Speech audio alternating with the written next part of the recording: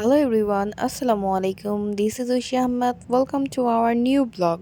গরুর মারামারি দেখে অবশ্যই আপনারা বুঝতে পারছেন যে আজকের ব্লগটা কী নিয়ে হতে চলেছে। যারা আমার ও আমার ছেলের মতো গরু প্রেমী আছে তাদের জন্যই আজকের এই ব্লগটা। তো পুরো ভিডিওটা না টেনে একদম মনোযোগ দিয়ে দেখুন, অনেক বেশি এনজয় করতে পারবেন। ব্যস্ততার কারণে এতদিন একটু বাইরে বের হতে পারিনি বাসা থেকে, এবং রাস্তাঘাটের যে অবস্থা ছিল, বৃষ্টি, প্যাক, কাদা, বাচ্চা নিয়ে বের হওয়া আমার মতো একদমই পসিবল ছিল না। চান রাতের দিন বৃষ্টিটা কম থাকায় আমি এবং আমার ছেলে একটু ডিসিশন নিলাম যে আজকে যাওয়া যেতে পারে। সো একা তো আর যাওয়া পসিবল না, এবং তাইফের বাবাও সেদিন ব্যস্ততার কারণে বাইরে ছিল। এখন আমার ছেলে খুঁজতেছে যে কাকে নিয়ে যাবে। সর্বশেষে আমি, আমার কাজিন এবং আমার ছেলে চলে গিয়েছিলাম আমাদের বাসা থেকে 10 থেকে ঠিক 15 মিনিট লাগে ধোলাইখালের গরুর হাটে যেতে। এবং যে এক্সাইটমেন্টটা নিয়ে আমরা গিয়েছিলাম, আমরা পুরোই হতাশ, বিকজ একদমই পুরো হাটটা ফাঁকা ছিল, বেশি একটা গরু ছিল না। মানে মাঝে মাঝে দুই একটা গরু দেখা যাচ্ছিল, নিয়ে যাচ্ছিল আশেপাশ দিয়ে। মানে আমরা নর্মালি হেঁটে যাচ্ছি, পিছন থেকে একটা গরু নিয়ে আসতেছে বা সামনে থেকে একটা গরু নিয়ে আসতেছে, আর বাঁধা অবস্থায় প্রায় 15 থেকে 20টা গরুর বেশি হয়তো বা ছিল না সেইখানে ওই দিন, কারণ পুরো হাটটাই আমাদের কোরবানির পশু আলহামদুলিল্লাহ 2 দিন আগেই কেনা হয়ে যায় ঈদের। দ্যাটস ওয়াই আমরা 2 থেকে 3 দিন আগে ঈদের হাটে একটু ঘুরতে যাই। বাট এইবার ব্যস্ততার কারণে এবং আবহাওয়ার কারণে যাওয়া হয় নাই। এখানে আমার কাজিন মানে তায়েফের মামা ওকে বলতেছিল এই গরুটার উপরে বসায় দিই, সে ভয়ে যাইতেছে না, যে না এই যে আমাদের মুখের সামনে থেকে মানে এই ট্রাকের উপরে যে গরুগুলো ছিল, গরুগুলো ঠিক আমাদের মাথার উপর দিয়ে গেছে। আমি তাকাই তাকাই দেখতেছিলাম আর মানে হাসতেছিলাম যে দেখো, আমরা সামনে গরু দেখতে পারতেছি না, গরু আমাদের মাথার উপর দিয়ে যাইতেছে।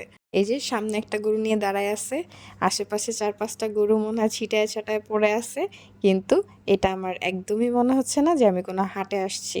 আর আমার ছেলে তো প্রত্যেকটা গরুটা শান্ত হোক বা পাগলা হোক বা অনেক বেশি রাগী হোক, ও প্রত্যেকটা গরুর গায়ে হাত দেয়, একটু আদর করে, আর সামনে যাইতে বললে ও ভয় আর সামনে আগায় না। এই যে গান গাইতে গাইতে যাইতেছে, ও এত বেশি এক্সাইটমেন্টেড ছিল, ও তো বুঝতেছে না তাই হাতে কেমন গরু থাকে। বাট ও অল্পতেই অনেক খুশি, মাসাল্লাহ দিলে সে অনেক কম গরু দেখার পরও অনেক বেশি হ্যাপি ছিল। এই যে ওর মামা নিয়ে নিয়ে প্রত্যেকটা গরুকে আদর করাইতেছে। এই গরুটা আমি যখন ভিডিও করতেছি সামনে আসছে, আমি ভাবছি মেবি একটু আদর করতে পারলে ভালো হয়, বা আদর চাইতেছে আমার থেকে। ও মা, আদর করার সাথে সাথে মাথাটা এরকম একটা ঘুরান দিছে। এই সবগুলো গরুর মধ্যে আমার একটা গরু এত বেশি ভালো লাগছে, এই যে যে গরুটা মারামারি করতেছে এই গরুটার সাথে এই যে পকি গরু, একদম এত বেশি ভালো লাগছে, অনেক কিউট এই গরুটা। আমার কালার থেকে শুরু করে পুরো বডি শেপ এত বেশি সুন্দর লাগছে, মাশাল্লাহ মাশাল্লাহ। প্রত্যেকটা ভিডিও ক্লিপ আমি এত রিক্সে নিছি, কি আর বলবো। একবার সামনের থেকে আসে গরু, একবার পিছন থেকে আসে, একবার ডান দিক থেকে আসে, একবার বাম দিক থেকে আসে। এই যে আরেকটা গরু চলে আসছে, এরকম কতগুলো ক্লিপ যে নিছি। এই যে এখানে একটা গরু আমরা যখন হাইটা যাইতেছি তখন অসুস্থ হয়ে পড়ে আছে, মালিক কেনার পরে গরুটা অসুস্থ হয়ে গেছে। সো যে কিনছে তাকে আমরা জিজ্ঞেস করলাম যে কি হয়েছে, বলতেছে যে হঠাৎ যাইতেছিলাম, বাট বসে পড়ছে, বসে এরকম শুয়ে পড়ছে, কি হয়েছে কিছুই বুঝতেছে না, তাই পানি দিতেছে মাথার মধ্যে, পুরো শরীর ভিজাইতেছে পানি দিয়ে।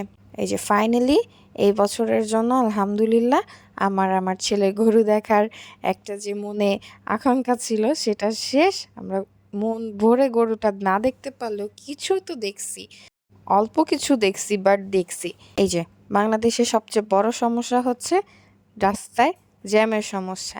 এই সমস্যা কোনো দিন সমাধান হওয়ার মতো না, আর হবে বলে আমি মনে করি না। আমরা যখন বাসায় ব্যাক করতেছি নাজিরা বাজারে এই যে জ্যাম লাগছে তো লাগছে, 1 থেকে 1.5 ঘন্টা পরে আমরা একটুখানি আগাইতে পারছি। সো আজকের ভিডিওটা আমি এখানেই শেষ করছি। অবশ্যই আপনারা যদি আমার ভিডিওগুলো দেখে থাকেন, আপনাদের কাছে যদি ভালো লেগে থাকে, ফেসবুকে একটা লাইক, একটা ফলো, এবং ইউটিউবে লাইক, ফলো, সাবস্ক্রাইব করে রাখবেন। আল্লাহ হাফেজ।